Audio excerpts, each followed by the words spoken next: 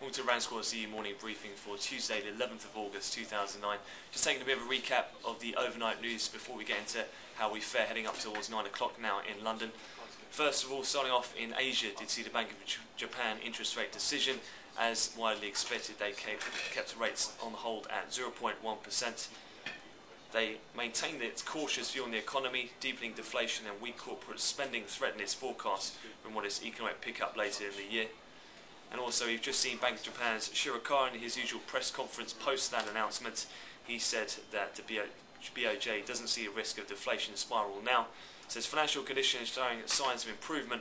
Says downside risks remain high though for Japanese economy.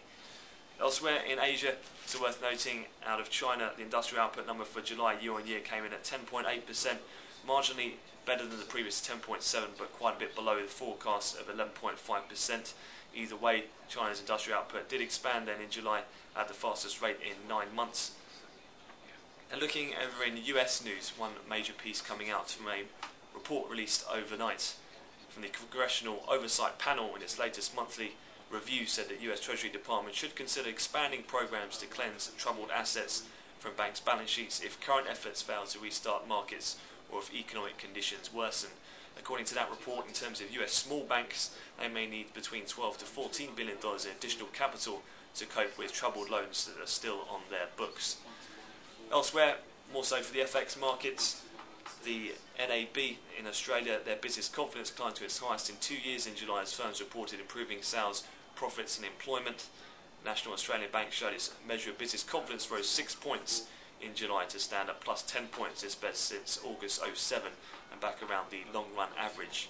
And also in terms of Eastern Europe, for the FX, especially the Euro and the Baltic states, worth noting that Standard & Poor's cut its sovereign credit ratings for Estonia and Latvia by 1 notch late yesterday and said it may do the same for Lithuania, citing the impact of global economic crisis and rising pressures on public finances.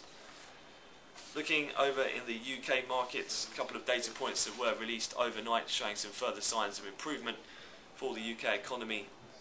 In terms of house prices, the RICS house price balance for July came in month on month at minus 8.1%. Analysts were looking for a minus 10% print. So a improvement there in July as the biggest proportion of real estate agents and surveyors in 2 years saw increases in home values.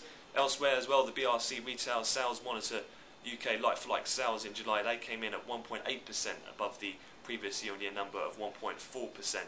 After changeable weather helped both seasonal clothing lines, food and homeware stores.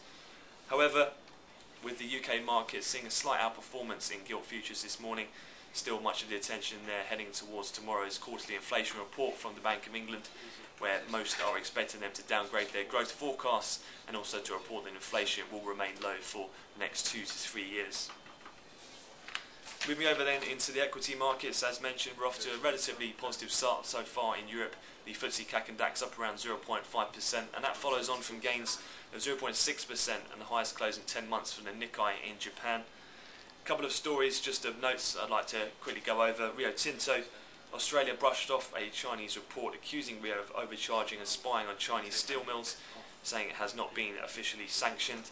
Elsewhere, in a wrap-up in terms of the ongoing talks with Resolution and Friends Provident in the FTSE, Resolution is to buy Friends for a total of 1.858 billion sterling. That was uncovered this morning. Elsewhere, noting in DAX in Germany, the FT saying that 2 years after the financial crisis began, Germany is still at risk of a credit crunch as banks face a wave of corporate downgrades, as according to the President of the Federal Association of German Banks in a warning this morning. And taking a look on a sector basis, some of the basic materials, oil and gas stocks doing a bit better today, with stocks in marginal positive territory.